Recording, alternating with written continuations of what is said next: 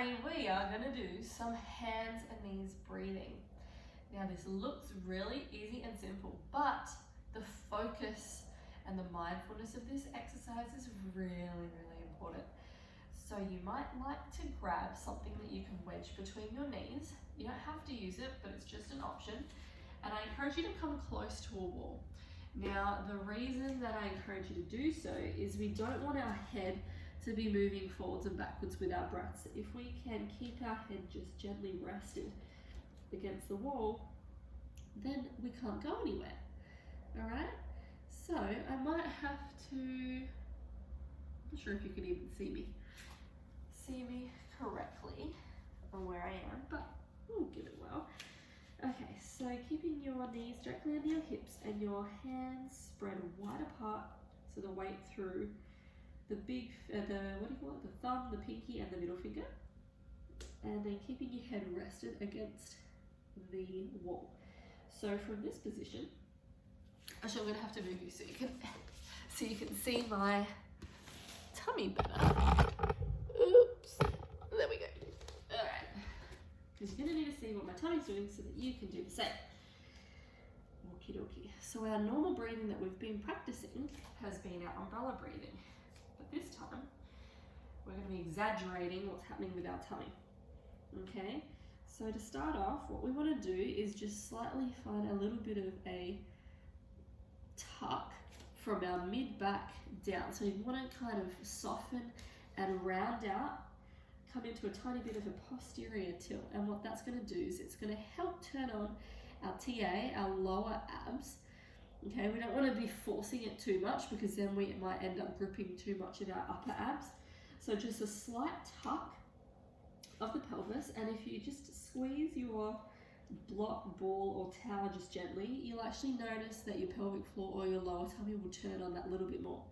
So what we want to do is when we inhale, we are doing our umbrella breath, keeping our tummy still, and then on the exhale, we're going to exhale hard, all the air, focusing on lifting and scooping through our tummy.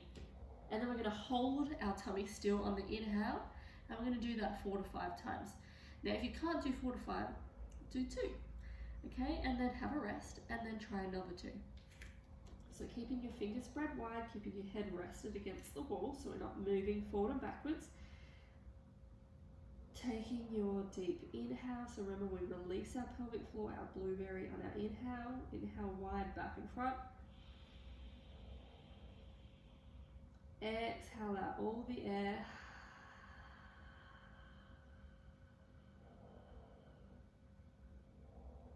And then hold.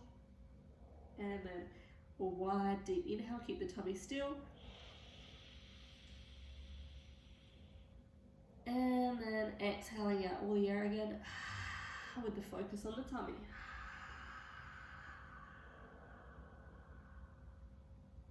Hold. And then keep the tummy still, wide inhale.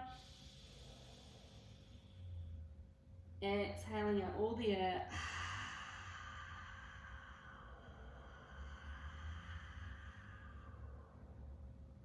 And then you'll repeat that process. So notice how forceful my exhale is. So this is a really strong tummy exercise when it's done right.